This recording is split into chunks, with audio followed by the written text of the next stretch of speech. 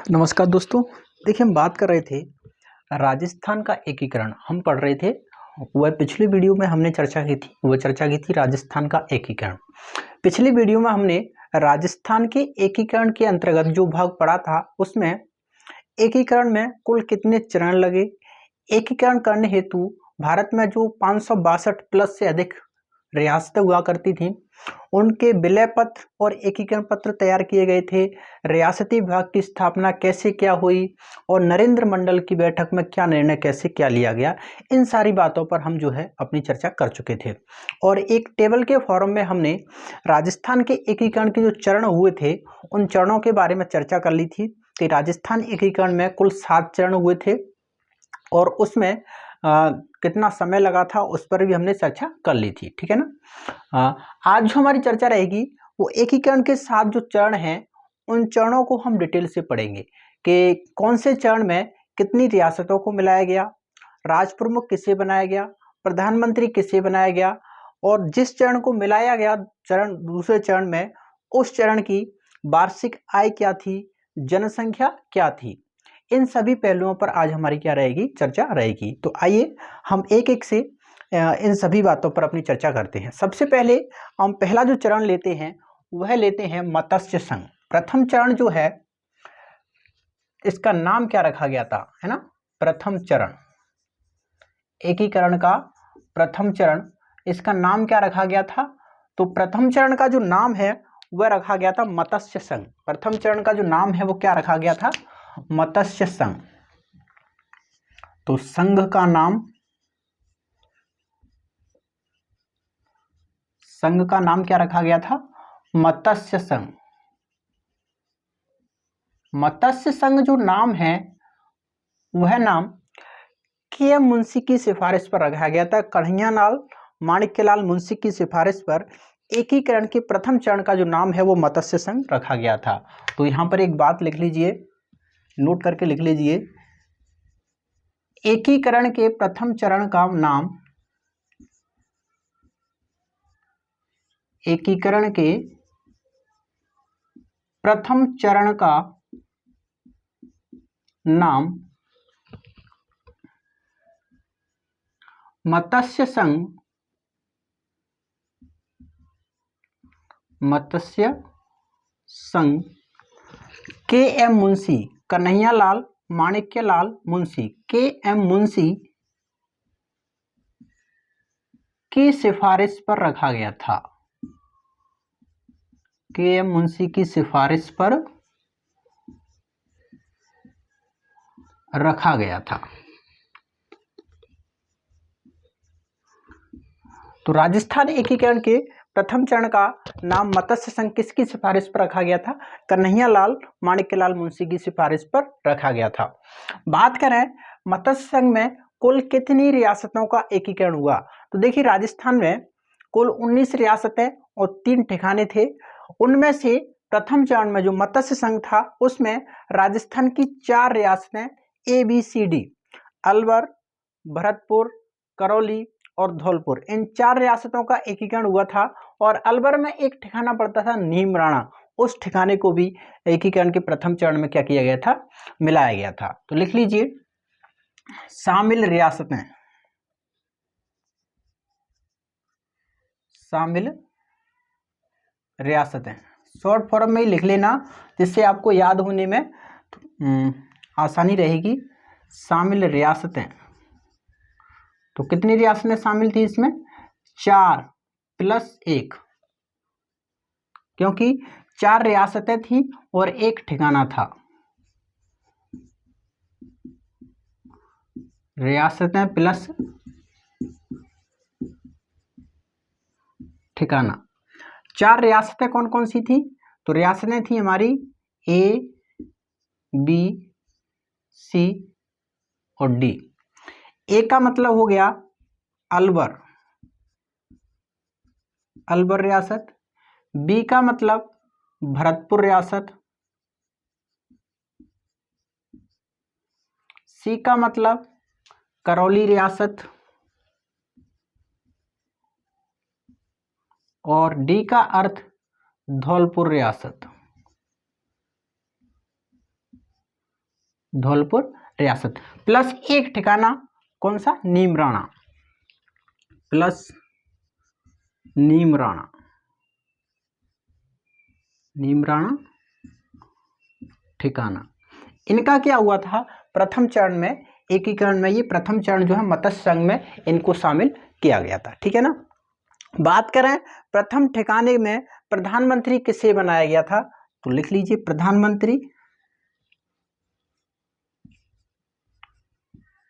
प्रथम चरण का जो प्रधानमंत्री बनाया गया था, प्रधानमंत्री बनाया गया था शोभालाल कुमावत को,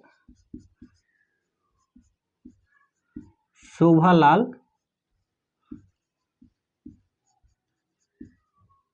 कुमावत को। जबकि प्रथम चरण का जो राज प्रमुख बनाया गया था, प्रथम चरण का राज प्रमुख किसे बनाया गया, तो प्रथम चरण का राज प्रमुख जो बनाया गया था वह बनाया गया था धौलपुर शासक उदयभान सिंह को, धौलपुर शासक उदयभान सिंह को।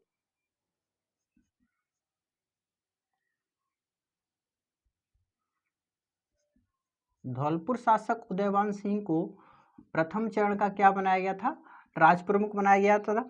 देखिए बात करें इन चार रियासतों में से अलवर, भरतपुर, करौली और धौलपुर, इन चार रियासतों में सबसे बड़ी जो रियासत थी वह थी अलवर रियासत। लेकिन अलवर रियासत के उस समय शासक थे महाराजा तेज सिंह। महाराजा तेज सिंह पर आरोप था महात्मा गांधी की हत्या का, कि महात्मा गांधी की हत्या करने में इनका क्या रहा है, सहयोग रहा है। इसलिए इन पर मुकदमा चल रहा था अलवर के शासक तेज सिंह पर, इसलिए इनको क्या नहीं बनाया गया था, राज प्रमुख नहीं बनाया गया था। धौलपुर के शासक थे उदयभान सिंह, इनको क्या बनाया गया था, राज प्रमुख। कोष्टक में लिख लीजिए धौलपुर।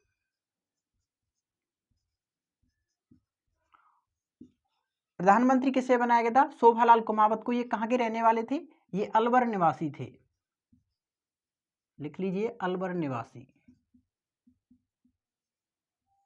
शोभाराम कुमावत कौन थे, अलवर निवासी। उसके बाद हम बात करें उपराज प्रमुख, तो प्रथम चरण में जो उपराज प्रमुख बनाया गया था वो बनाया गया था गणेश पाल सिंह को। प्रथम चरण में उपराज प्रमुख बनाया गया था गणेश पाल सिंह को, गणेश पाल सिंह। करौली के शासक थे गणेश पाल सिंह, इनको क्या बनाया गया था, उपराज प्रमुख। ठीक है ना। उसके बाद हम बात करें राजधानी, राजधानी किसे रखा गया था, तो राजधानी रखा गया था अलवर को। प्रथम चरण की जो राजधानी बनाई गई थी वो बनाई गई थी अलवर। ठीक है ना। उसके बाद हम बात करें उद्घाटनकर्ता, उद्घाटन किसने किया,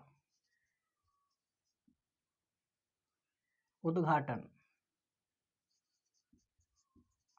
जो उद्घाटन हुआ था वह हुआ था भरतपुर का किला था लोहागढ़ दुर्ग। लोहागढ़ दुर्ग में इसका क्या हुआ था, प्रथम चरण का उद्घाटन हुआ था। और उद्घाटन करता जो थे वो थे नरहरि विष्णु गौडगिल, जो तत्कालीन केंद्रीय खनन मंत्री हुआ करते थे। उनके द्वारा क्या किया गया था, उद्घाटन किया गया था। तो लिख लीजिए लोहागढ़ दुर्ग भरतपुर में, लोहागढ़ दुर्ग ये कहां पर है, भरतपुर, भरतपुर में तत्कालीन केंद्रीय खनन मंत्री,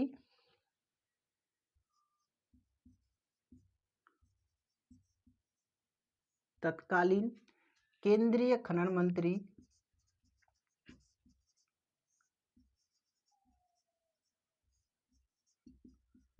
नरहरि विष्णु गौडगिल, NV गौडगिल लिख लीजिए शॉर्ट फॉर्म में, और फुल फॉर्म लिखना है तो नरहरि विष्णु गौडगिल द्वारा क्या किया गया था, इनका प्रथम चरण का क्या किया था, उद्घाटन किया गया था। किसके द्वारा, नरहरि विष्णु गौडगिल के द्वारा उद्घाटन किया गया था।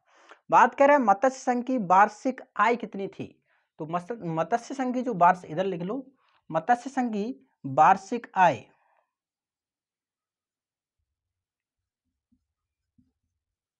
वार्षिक आय, वार्षिक जो आय थी वह थी 184 लाख, 184 लाख, या ये फिगर आ सकता है आपको 1 करोड़ 84 लाख, 1,84,00,000, ठीक है ना, या फिर आपके लिए 18.4 मिलियन कैसे भी आ सकता है, ठीक है ना, याद रखना। तो वार्षिक आय थी 184,00,000। बात करें जनसंख्या,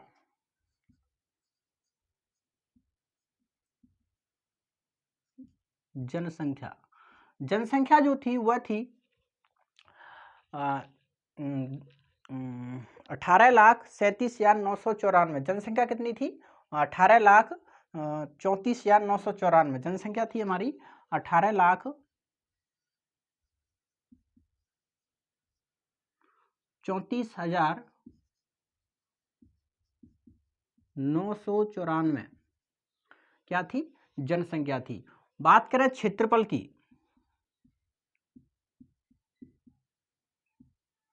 क्षेत्रफल था मत्स्य संघ का, वह था 12,000 स्क्वायर किलोमीटर। चारों रियासतों प्लस एक ठिकाने को मिलाकर टोटल 5 भाग हो गए। इनका कुल क्षेत्रफल जो था वो था 12,000 स्क्वायर किलोमीटर। उसके बाद में एक बिंदु और याद रखना मत्स्य संघ में, वह है इस मत्स्य संघ में जो प्रधानमंत्री और राजप्रमुख बने थे, इनके साथ में किन किन लोगों ने मंत्री पद की शपथ ली थी, उनके नाम भी कभी कभी पूछ लिए जाते हैं। तो मंत्री पद की शपथ,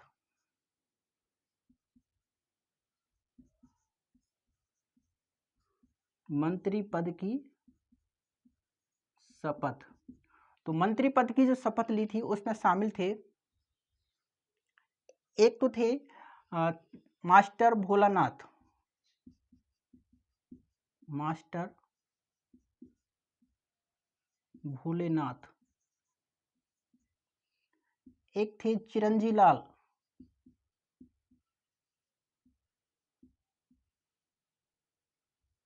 चिरंजी लाल, और एक थे डॉक्टर मंगल सिंह।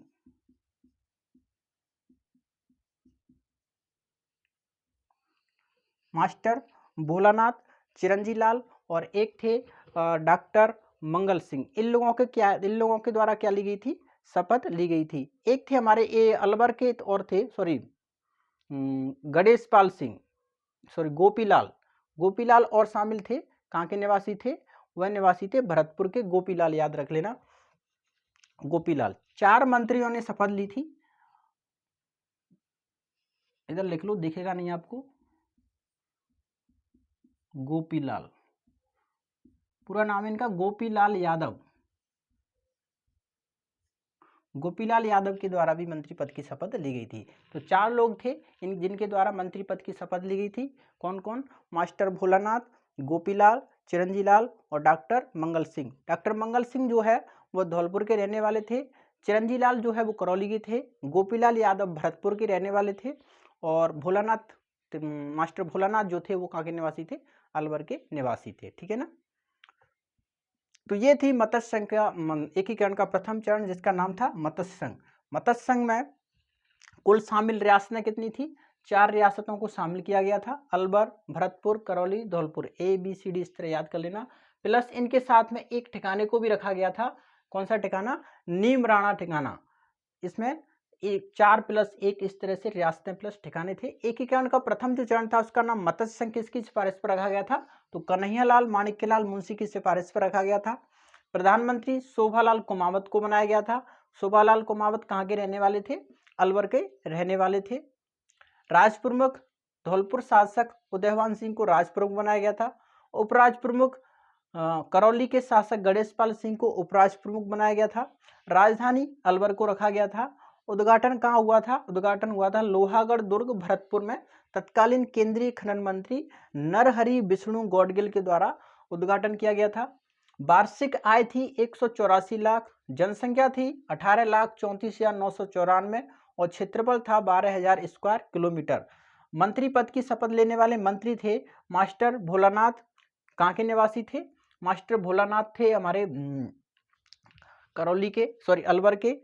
चिरंजीलाल थे करौली के। डॉक्टर मंगल सिंह जो थे वह थे धौलपुर के। और गोपीलाल यादव थे भरतपुर के, ठीक है ना। ये मंत्री पद की शपथ लेने वाले मंत्री थे। तो ये थी राजस्थान के एकीकरण का प्रथम चरण। कौन सा? मत्स्य संघ। स्क्रीनशॉट लेना है, ले लीजिए। बात करते हैं आगे। ले लिया स्क्रीनशॉट। आगे बात करते हैं दूसरा चरण, है ना। दूसरे चरण की बात करें, राजस्थान के एकीकरण के दूसरे चरण का जो नाम था, देखिए इनकी डेट भी याद रखना। राजस्थान का, हालांकि मैंने टेबल में डेट वगैरह लिखवा दी थी। राजस्थान एकीकरण का प्रथम जो चरण हुआ था वो कब हुआ था? 18 मार्च 1948 को। दूसरा जो चरण हुआ था वो हुआ था 25 मार्च 1948 को, लगभग 7 दिन बाद, ठीक है ना। तो दूसरे चरण में जो नाम रखा गया था संघ का या प्रदेश का, जो नाम रखा गया था वह रखा गया था पूर्व राजस्थान संघ। नाम क्या रखा गया था? पूर्व राजस्थान संघ। और इसका गठन कब हुआ था? 25 मार्च 1948 को इसका गठन हुआ था। इसमें कुल कितनी रियासतों को शामिल किया गया था? तो बाबू, झाड़ू, कीको, प्रसाटो, इस तरह से एक ट्रिक आती है, उस ट्रिक को आप याद कर लेना तो शामिल रियासतें याद हो जाएंगी। हेडिंग डाल लीजिए, द्वितीय चरण।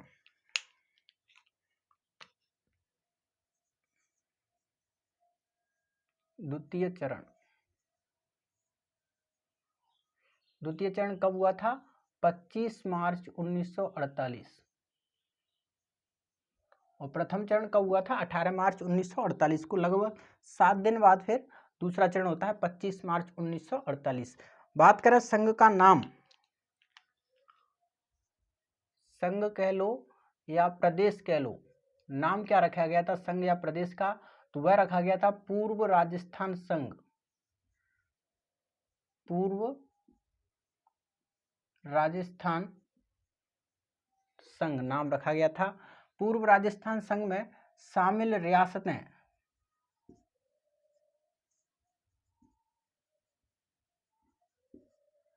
रियासतें, तो एक ट्रिक आती है, बाबू, झाड़ू, कीको, प्रसाटो। बाबू, झाड़ू,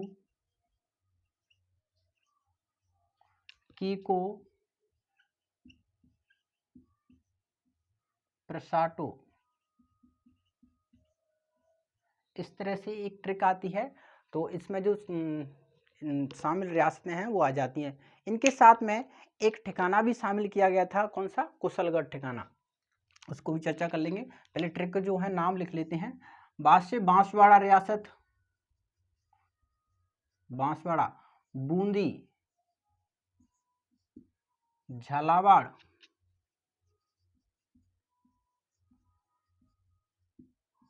डूंगरपुर, किशनगढ़,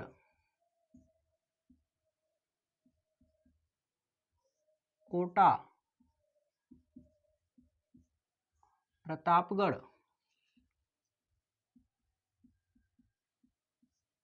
शाहपुरा, टोंक, प्लस इनके साथ में एक ठिकाना भी शामिल किया गया था कुशलगढ़, जो कहां पर पड़ता था? बांसवाड़ा में, प्लस कुशलगढ़ ठिकाना। तो कितनी रियासतें हो गई? 2, 4, 6, 8, 9, 9 प्लस 1, इस तरह लिख लेना शामिल रियासतों में। 9 प्लस 1, 9 रियासतें थी, प्लस 1 क्या था? ठिकाना था, ठीक है ना। इनको दूसरे चरण में शामिल किया गया था, जिसका नाम था पूर्व राजस्थान संघ। बात करें पूर्व राजस्थान संघ के बारे में, तो प्रधानमंत्री किसे बनाया गया था?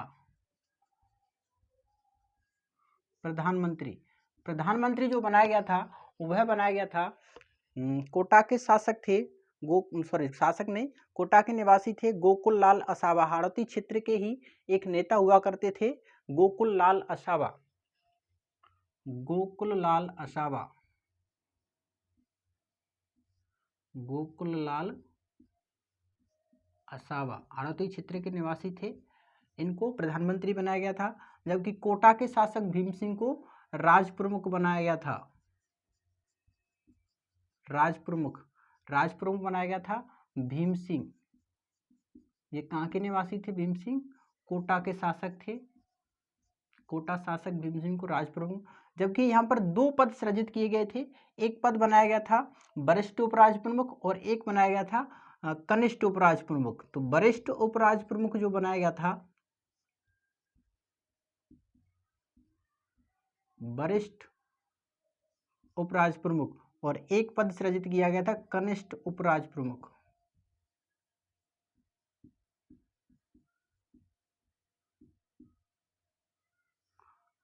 प्रथम चरण में केवल एक ही पद था उपराज प्रमुख, लेकिन यहाँ पर उसके दो पद बना दिए गए, कनिष्ठ उपराज प्रमुख और वरिष्ठ उपराज प्रमुख।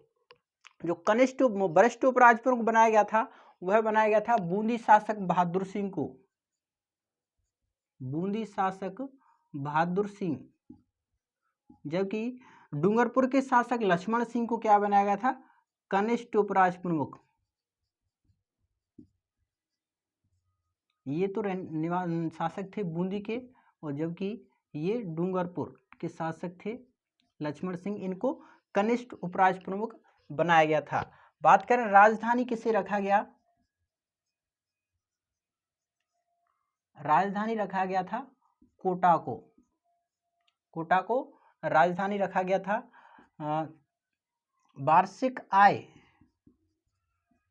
वार्षिक आय कितनी थी दूसरे चरण की, तो दूसरे चरण की जो वार्षिक आय थी वह थी, देखो वार्षिक आय के इसके कई मिलते हैं, कई जगह कई किताबों में जो फिगर मिलता है वो 2 करोड़ का मिलता है, कई किताबों में 2.6 करोड़ का फिगर भी मिलता है, और कई किताबों में 1.90 करोड़ का फिगर भी मिलता है। ठीक है ना, आपको तीनों ही बातें याद रखनी है। बात करें जनसंख्या, जनसंख्या थी 22 लाख, दूसरे चरण की जनसंख्या कितनी थी 22 लाख। और बात करें क्षेत्रफल, शामिल क्षेत्र, तो शामिल क्षेत्र था वह था 16,307 वर्ग मील, 16,307 वर्ग मील।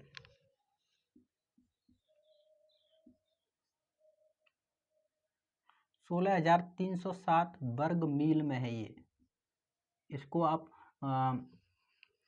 किलोमीटर में बदलना चाहते हैं तो वर्ग मील को पहले मील में बदलना, उसके बाद में इसका गुणा करना है 1.06 से, फिर इसका द्वारा से वर्ग कर देना है, तो वो क्षेत्रफल किस में आ जाएगा, वर्ग किलोमीटर में आ जाएगा। ठीक है ना, ये क्षेत्रफल। यहाँ पर एक कथन याद रखना, बांसवाड़ा के शासक थे चंद्रवीर सिंह, बांसवाड़ा के शासक चंद्रवीर सिंह ने राजस्थान एकीकरण पर हस्ताक्षर करते समय एक बात कही थी कि मैं अपने डेथ ऑफ वारंट पर हस्ताक्षर कर रहा हूं। तो नोट करके एक बिंदु लिख लीजिए, यहां पर लिखिए, बांसवाड़ा शासक, बांसवाड़ा शासक चंद्रवीर सिंह ने एकीकरण पर हस्ताक्षर करते समय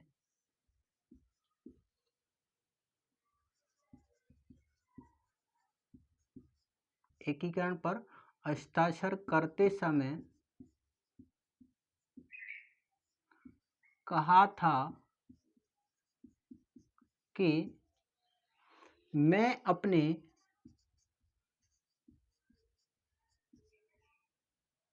डेथ ऑफ वारंट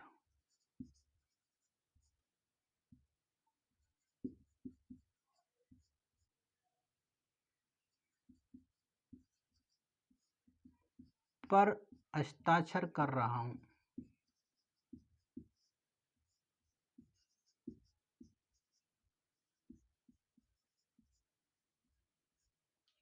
ये किसने कहा था, ये कहा था बांसवाड़ा शासक चंद्रवीर सिंह ने कथन कहा था एकीकरण पर हस्ताक्षर करते समय कि मैं अपनी डेथ ऑफ वारंट पर हस्ताक्षर कर रहा हूं। तो यह था हमारा राजस्थान एकीकरण का दूसरा चरण, जिसका नाम रखा गया था पूर्व राजस्थान संघ। पूर्व राजस्थान की राजधानी क्या रखी गई थी, राजधानी रखी गई थी कोटा। हाँ, एक इसमें एक बात और जो लेना, इसके भी उद्घाटनकर्ता कौन थे, तो उद्घाटनकर्ता वही थे नरहरि विष्णु गौडगिल। यहाँ इधर लिख लो, उद्घाटनकर्ता, उद्घाटनकर्ता NB गौडगिल, नरहरि विष्णु गौडगिल, नरहरि विष्णु गौडगिल भी क्या थे इसके उद्घाटन। और द्वितीय चरण कब बना था, द्वितीय चरण बना था 25 मार्च 1948 को, लगभग 7 दिन बाद ये दूसरा चरण बना था। स्क्रीनशॉट लेना है तो ले लीजिए। फिर आगे बात करते हैं तीसरे चरण पर, ले लिया स्क्रीनशॉट। चलिए अब आगे बात करते हैं, आगे तीसरा चरण। तीसरा चरण जो राजस्थान एकीकरण का हुआ था वह हुआ था अगले मंथ में। फिर पहले 2 चरण जो हुए थे वो मार्च 1948 में हो गए थे, लगभग 7 दिन के अंतराल के बाद में। लेकिन तीसरे चरण का जो गठन हुआ था, हालांकि 1948 में हुआ था, लेकिन अगले मंथ में मार्च के बाद अप्रैल में हुआ था, 18 अप्रैल 1948 को। 18 अप्रैल 1948 को राजस्थान एकीकरण का तीसरा चरण शामिल हुआ था। तीसरे चरण में जो उदयपुर रियासत थी, जो दूसरा चरण हुआ था ना, जिसका नाम था पूर्व राजस्थान संघ, पूर्व राजस्थान संघ में एक रियासत आकर के मिलती है उदयपुर रियासत। तो दोनों का मिलन होता है, मतलब उदयपुर रियासत को पूर्व राजस्थान संघ में मिलाया जाता है, तो उदयपुर रियासत मिलती है। फिर उसके बाद में नामकरण कर दिया जाता है संयुक्त राजस्थान। जब दो का मिलन होता है तो उसे क्या बोलते हैं? संयुक्त। तो लिख लीजिए तीसरा चरण, 3 नंबर, तीसरा चरण यह हुआ था 18 अप्रैल 1948। प्रथम जो 3 चरण थे वो 1948 में हुए हैं, ठीक है ना, 1948। और संघ का जो नाम है वो क्या रखा गया था? तो एक थी हमारी पूर्व राजस्थान संघ, जो दूसरा चरण था पूर्व राजस्थान संघ, दूसरा चरण, प्लस इसमें किसको मिलाया गया था? इसमें मिलाया गया था उदयपुर रियासत को। तो जब दो का आपस में मिलन हो तो वो क्या कहलाता है? संयुक्त। तो फिर इसका नाम क्या रख दिया गया था? संयुक्त राजस्थान,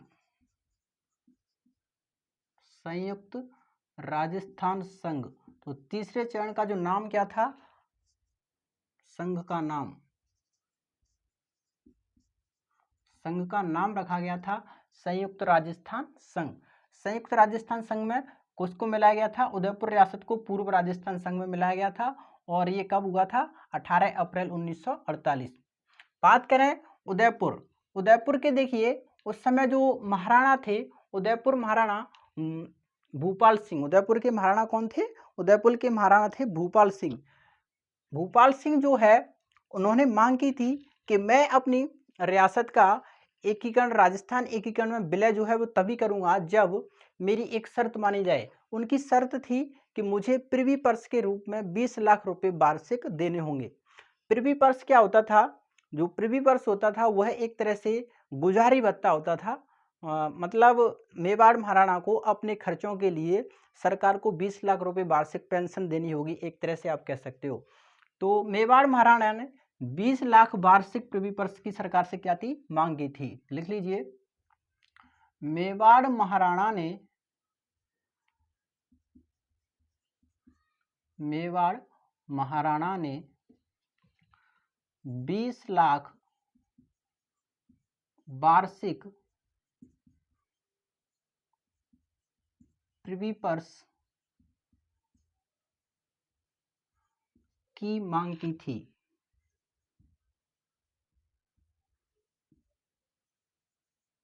मांग की थी।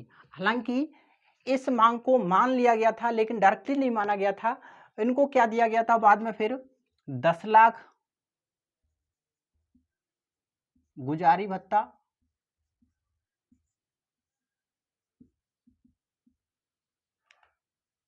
प्लस 5 लाख मंदिर निर्माण,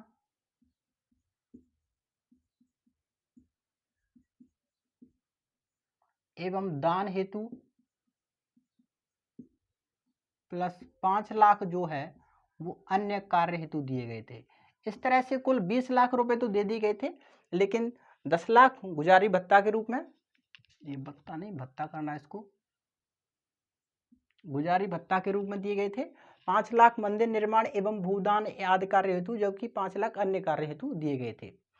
उदयपुर महाराणा भूपाल सिंह जो है वह राजस्थान एकीकरण में नहीं मिलना चाहते थे।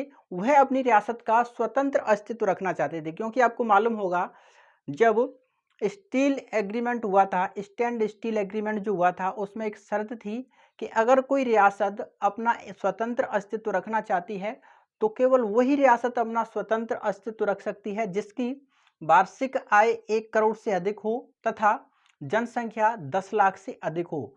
तो राजपूताने में इस शर्त को पूरा करने वाली 4 रियासतें थी, उनमें से एक रियासत कौन सी थी? उदयपुर रियासत भी थी। तो उदयपुर रियासत के महाराणा भूपाल सिंह जो है वो अपनी रियासत का स्वतंत्र अस्तित्व रखना चाहते थे। तो इस हेतु माणिक्यलाल वर्मा जी द्वारा एक कथन कहा गया था कि मेवाड़ के महाराणा भूपाल सिंह और मेवाड़ के प्रधानमंत्री रामामूर्ति केवल अपनी बातों के अनुसार यह निर्धारित नहीं कर सकते, अपनी बातों के अनुसार या अपने कथन के अनुसार वह केवल मेवाड़ के जो 20 लाख लोग हैं उनके भाग्य का निर्धारण नहीं कर सकते। यह कथन किसने कहा था? माणिक्यलाल वर्मा जी ने कहा था। किसके लिए? मेवाड़ महाराणा भूपाल सिंह के लिए। तो ये नोट करके एक बात लिख लीजिए,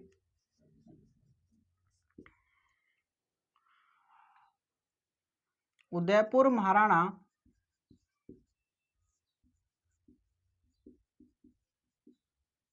भूपाल सिंह द्वारा अपनी रियासत का स्वतंत्र अस्तित्व रखने के कहने हेतु उदयपुर महाराणा भूपाल सिंह द्वारा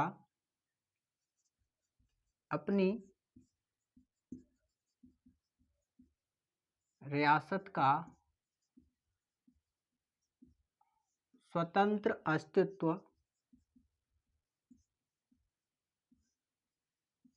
की बात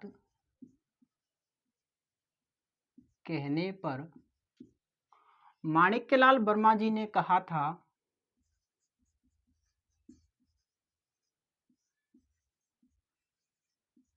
माणिक्यलाल वर्मा जी ने कहा था कि मेवाड़ महाराणा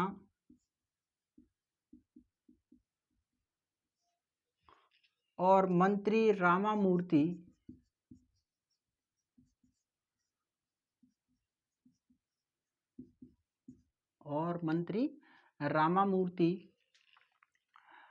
दोनों यह निर्धारित नहीं दोनों केवल अपनी अनुसार मेवाड़ के 20 लाख लोगों के भाग्य का 20 लाख लोगों के भाग्य का निर्धारण नहीं कर सकते।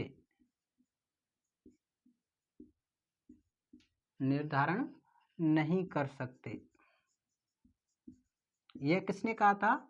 यह कहा था माणिक्यलाल वर्मा जी ने। जब बात कही गई थी कि मेवाड़ के महाराणा मंत्री रामामूर्ति जो है वो मेवाड़ रियासत का अस्तित्व स्वतंत्र रखना चाहते हैं, तब यह कथन कहा गया था माणिक्यलाल वर्मा जी के द्वारा। लेकिन बाद में फिर 18 अप्रैल 1948 को उदयपुर रियासत को पूर्व राजस्थान संघ में मिला दिया जाता है और प्रदेश का नाम रखा जाता है संयुक्त राजस्थान संघ। ठीक है ना। बात कर रहे हैं संयुक्त राजस्थान संघ की, तो इसके प्रधानमंत्री जो बनाए गए थे वह बनाए गए थे मेवाड़ के ही रहने वाले थे माणिक्यलाल वर्मा। तो प्रधानमंत्री लिख लीजिए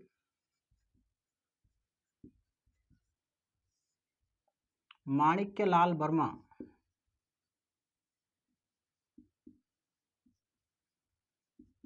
माणिक्यलाल वर्मा को प्रधानमंत्री बनाया गया था। बात करें राज प्रमुख जो बनाया गया था वो मेवाड़ के महाराणा भूपाल सिंह को राज प्रमुख बनाया गया था। भूपाल सिंह मेवाड़ महाराणा थे। उपराज प्रमुख का कोई पद नहीं था, 2 पद सृजित हुए थे, वरिष्ठ उपराज प्रमुख और कनिष्ठ उपराज प्रमुख। तो वरिष्ठ उपराज प्रमुख को जो बनाया गया था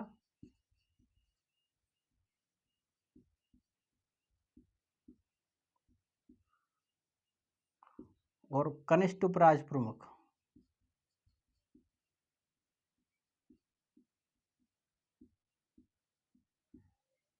वरिष्ठ उपराज प्रमुख वही रखे गए थे बूंदी के शासक बहादुर सिंह,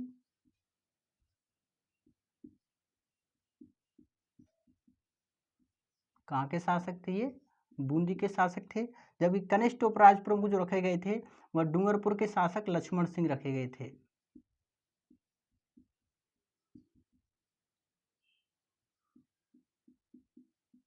कहाँ के शासक थे ये? डूंगरपुर के शासक थे। बात करें तीसरे चरण में जो राजधानी रखी गई थी वह राजधानी रखी गई थी उदयपुर, और उद्घाटनकर्ता थे पंडित जवाहरलाल नेहरू। उद्घाटनकर्ता कौन थे? पंडित जवाहरलाल नेहरू। तो लिख लीजिए राजधानी उदयपुर, उद्घाटनकर्ता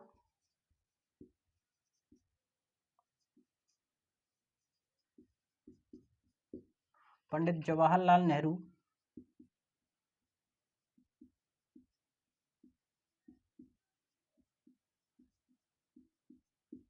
बात करें वार्षिक आय, वार्षिक आय, तो वार्षिक आय थी 3.16 करोड़। जनसंख्या, क्षेत्रफल की बात करें, जनसंख्या लिख लो 42 लाख।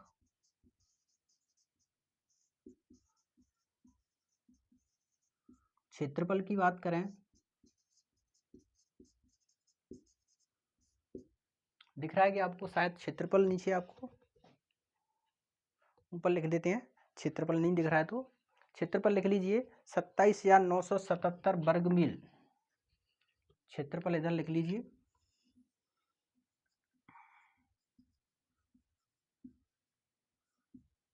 27,977 वर्ग मील। और इस चरण में याद रखना, शपथ लेने वाले मंत्री,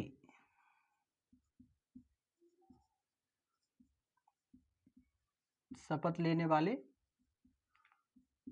मंत्री एक तो थे भूरेलाल बयां,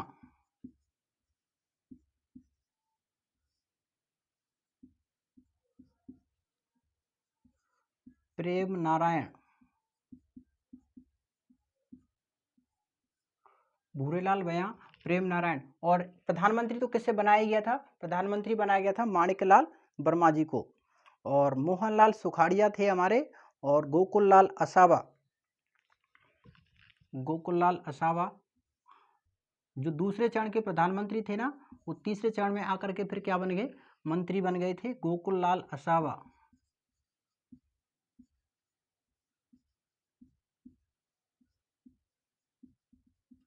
गोकुललाल असावा। एक थे भोगीलाल पांड्या,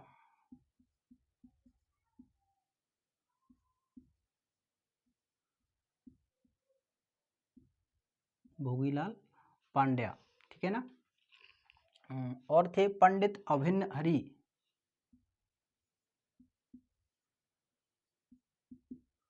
पंडित अभिन्न हरि।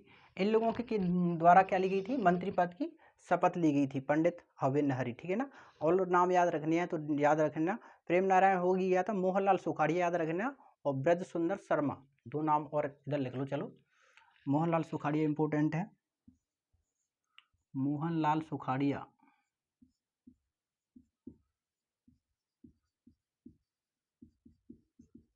और एक थे ब्रज सुंदर शर्मा, ब्रज सुंदर शर्मा। इन 7 लोगों के द्वारा क्या ली गई थी? मंत्री पद की शपथ ली गई थी राजस्थान एकीकरण के तीसरे चरण में। तो राजस्थान एकीकरण का तीसरा चरण हुआ था 18 अप्रैल 1948 को। नाम रखा गया था संयुक्त राजस्थान संघ। उदयपुर महाराणा भूपाल सिंह जो है वो अपनी रियासत का अस्तित्व स्वतंत्र रखना चाहते थे। इस हेतु माणिकलाल वर्मा जी ने एक कथन कहा था कि मेवाड़ के महाराणा भूपाल सिंह और मंत्री रामामूर्ति के कहे अनुसार यह निर्धारित नहीं हो सकता के अनुसार मेवाड़ के 20 लाख लोगों के भाग्य का निर्धारण नहीं हो सकता। प्रधानमंत्री फिर तीसरे चरण में बनाया गया था, वर्मा जी को बनाया गया था। राज प्रमुख उदयपुर महाराणा भूपाल सिंह को बनाया गया था। वरिष्ठ उपराज प्रमुख बूंदी के बहादुर सिंह, कनिष्ठ उपराज प्रमुख लक्ष्मण सिंह डूंगरपुर के। राजधानी उदयपुर को रखा गया था। उद्घाटनकर्ता जवाहरलाल नेहरू जी थे। वार्षिक आय 3.16 करोड़ थी। जनसंख्या 42 लाख थी। क्षेत्रफल था 27,977 वर्ग मील। शपथ लेने वाले मंत्री थे भूरेलाल बयां, प्रेम नारायण माथुर, गोकुललाल असावा, भोगीलाल पांड्या, पंडित अभिन हरि, ब्रज सुंदर शर्मा और मोहनलाल सुखाड़िया। उदयपुर महाराणा ने अपनी प्रिवी पर्स हेतु 20 लाख रुपए वार्षिक पेंशन की मांग की थी। हालांकि उनकी मांग को मान तो लिया गया था, लेकिन उसमें से 10 लाख जो है वो प्रिवी पर्स दिया गया था, 5 लाख रुपए दान हेतु दिए गए थे, जबकि 5 लाख रुपए उनको अन्य कार्य हेतु दिए गए थे। ठीक है ना। तो ये था राजस्थान एकीकरण का तीसरा चरण। तो ये एकीकरण के 3 चरण हो गए। बाकी के जो चरण हैं उनको हम पढ़ेंगे अगली क्लास में। आज के लिए इतना ही, मिलते हैं फिर। Thank you very much.